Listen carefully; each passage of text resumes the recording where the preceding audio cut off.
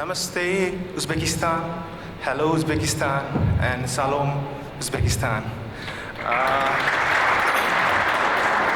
I feel very happy to be here from the land of Himalayas, for the Mount Everest, to be here in Uzbekistan. People are lovely, and I would like to start my presentation now. So, running in when others runs out. Guess what? Any guesses? Running in when others run out. Any guesses from you? So let me start my presentation now. So in the ancient times, there was the Pushpak Viman in the Ramayana.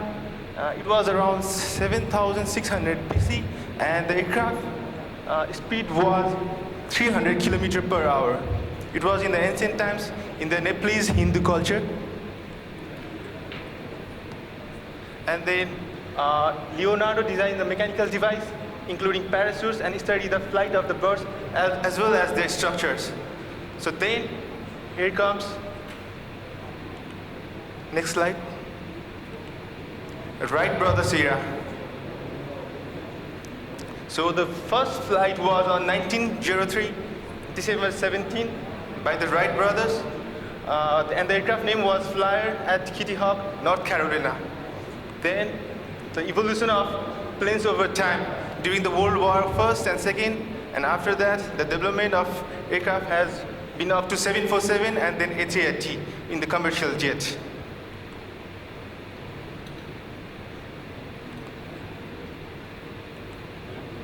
Then the future maybe passengers capacity could be more than 800 plus. It could be more. It could be triple decker, large fuel capacity, and wide blended body. Then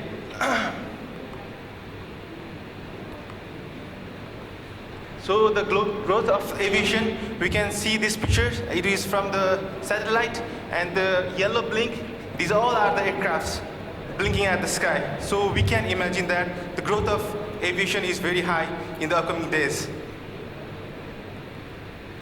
So the annual growth in global air traffic passengers demand, it is believed that the global aviation industry will reach up to $29.3 billion within 2038. And then we have the number of airlines passengers is expected to grow at compound annual growth rate of 4.6%.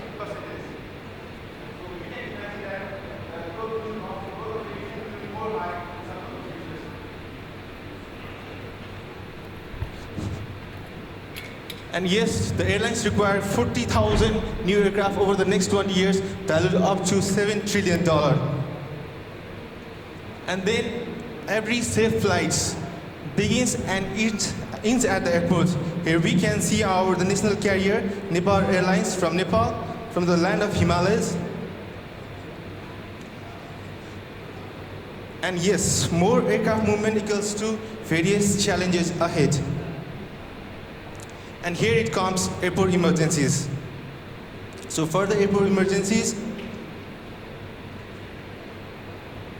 the ICAO accident analysis has said that out of 6,700 aircraft movement equals to one accident, and out of 100 accidents equals to 55% with fire.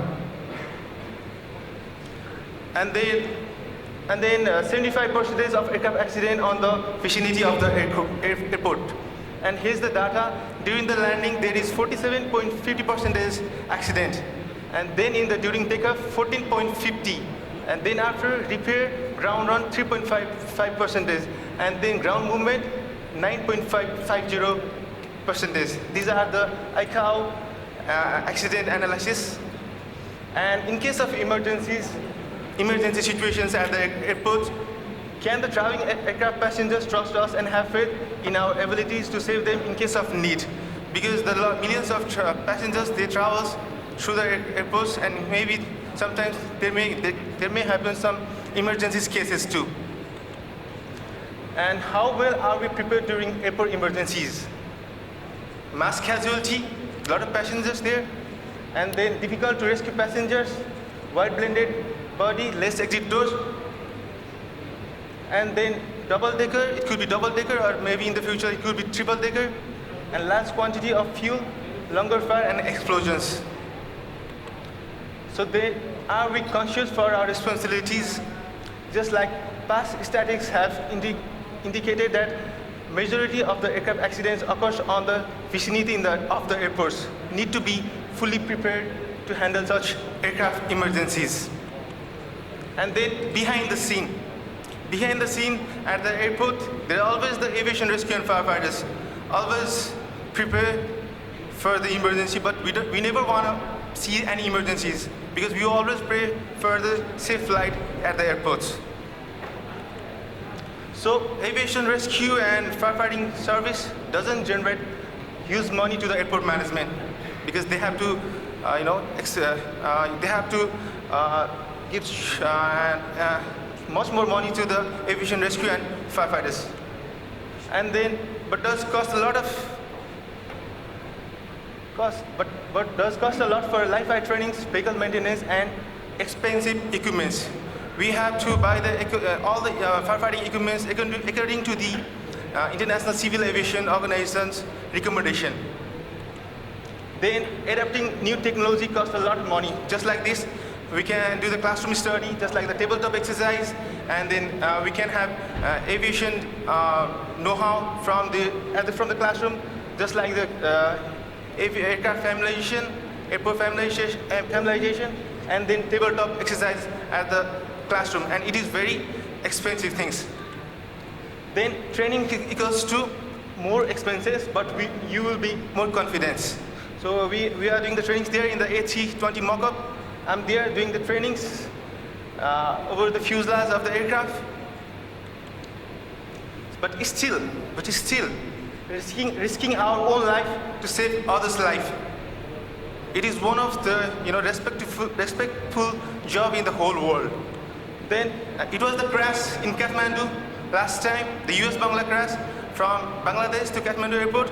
It was the high impact crash by the fault of the pilot. And in that crash, after the crash, we saved 20 people. It was a high impact crash, and the aviation firefighters of Kathmandu airport, they saved 20 people within the 72 passengers. So luckily, we saved 20 people in this crash, in the high impact crash.